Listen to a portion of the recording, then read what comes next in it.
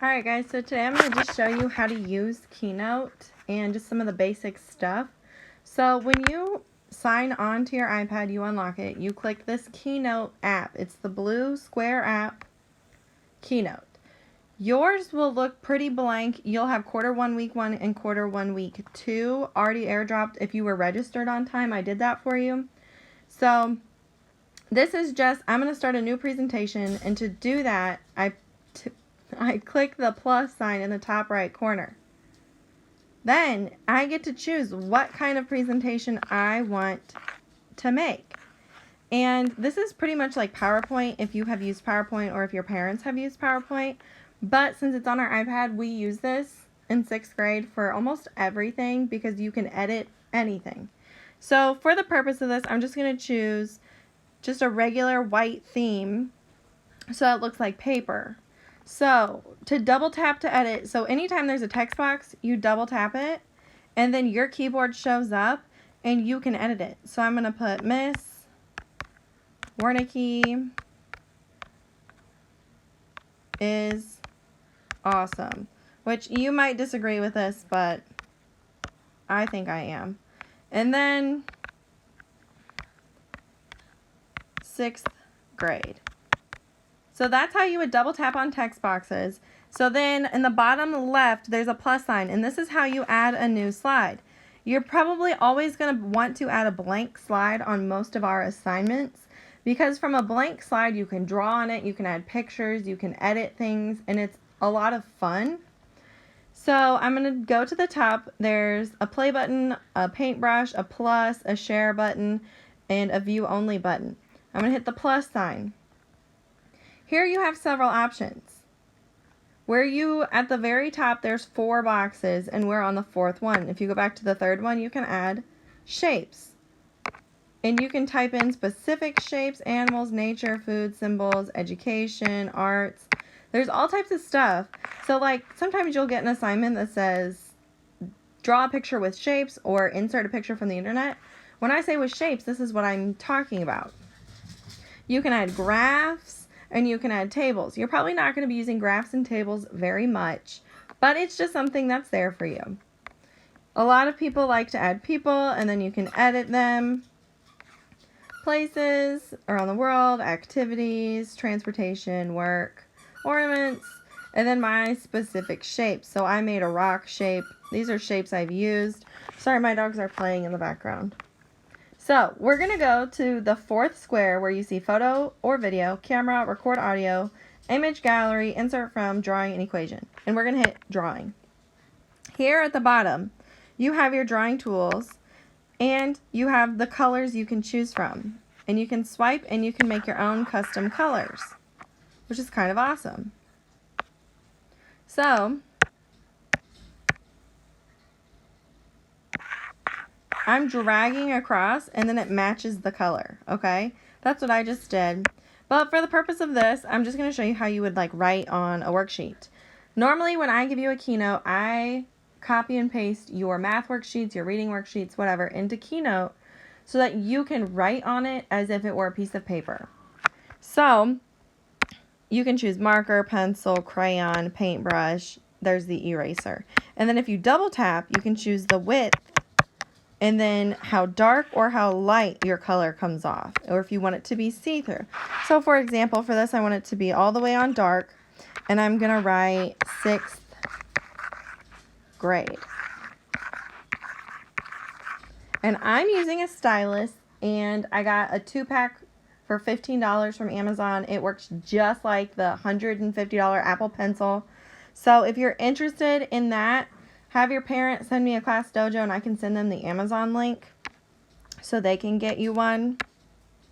And then I'm going to change the color, and I'm going to use yellow, and then I'm going to double click and I'm going to change so it's see-through. So then it kind of becomes a highlighter. So you can still see how I wrote grade. My dogs are super annoying. So here I'm just going to write Olivia. That's my first name. Then I'm going to double click here, click that. And then I can highlight. So you might want to use the highlight tool if you're reading a book and you're highlighting something interesting or something you want to remember, or you might want to highlight the instructions. Then If you want to add a photo or video, you go, this takes you to your camera roll. I don't have any good pictures. I have the last video I made for math. So if I want to, you can pick a shape, but if you go to your basic, you can add a text box. And this is important for you to know because you might, instead of writing, you might like to type instead of writing with your hand, your stylus. A lot of kids like to type. I'm okay with either. You can do whatever you want as long as I understand how you answer the question, what you wrote, that type of stuff. So I can put Olivia in a text box. And then you can drag it around. You can place it on top of stuff. Then, if I don't really like that font, I'm going to hit that paintbrush at the top. Okay? This takes me to the text, the font. I can change it to whatever type of font I want. However, when you do your homework, it needs to be like noteworthy is like probably the most fun I'm going to let you get with because it's so hard to read some of these fonts.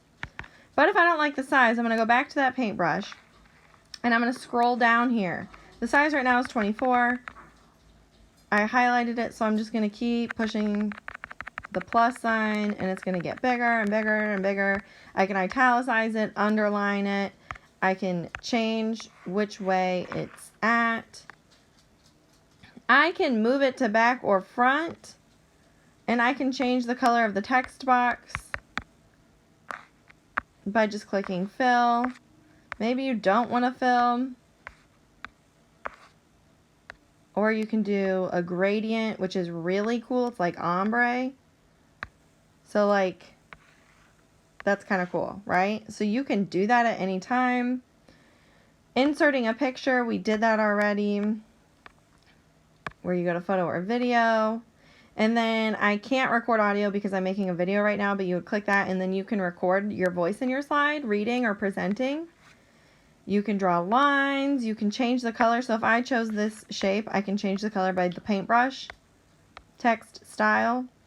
I'm going to go to style and then fill. And then you can choose whatever color you want.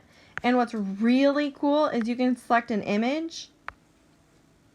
So I don't have any right now, but what you would do is like if you wanted to make a basketball, screenshot a picture of a basketball, and then you can change your circle to the image of the basketball and the basketball will fit inside of the circle, which is really cool.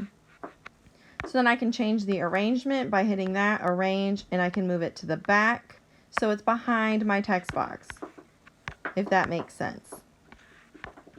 And you just click it, drag it around, drop it.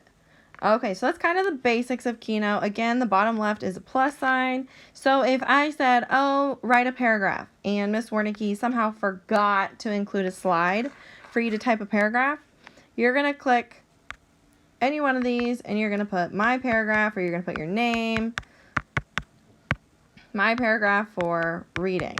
So if I give you a reading assignment and I forgot to insert a slide, then you're going to add a text box here. You're going to drag it all the way over, double click, and then you want to push this button right here so it's like typing. And then you go ahead and you just type away, and you can tell me your paragraph.